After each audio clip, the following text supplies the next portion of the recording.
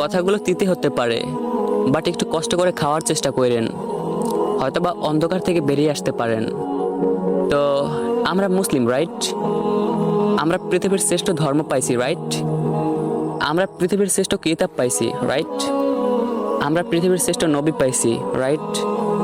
আবার আমরা নিজেকে একজন মুসলিম হিসেবেও দাবি করি, রাইট? এখন আমার কথা হচ্ছে, আমরা মুসলিম, কিন্তু 90% লোকদের নামাজ পড়ার জন্য সুন্দর একটা টুপি নাই।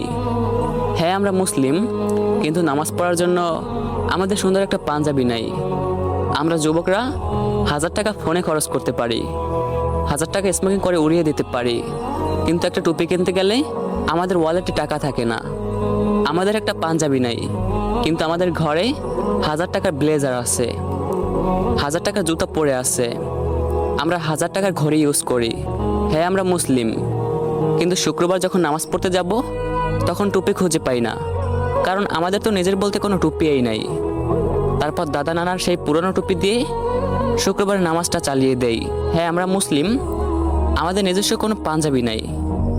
আমরা প্রতি মাসে নতুন নতুন টি শার্ট চেঞ্জ করতে পারি, কিন্তু একটা পাঞ্জাবি কেনার টাকা নাই।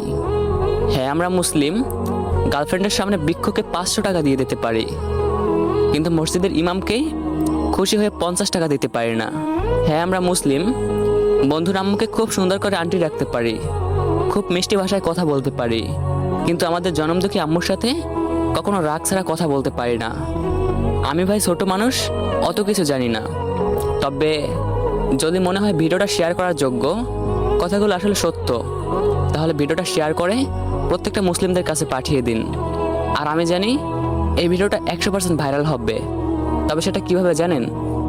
আপনার একটা কপি লিঙ্ক, লাইক, কমেন্ট আর শেয়ারের মাধ্যমে। তো ভালো লাগলে আইডিটাকে ফলো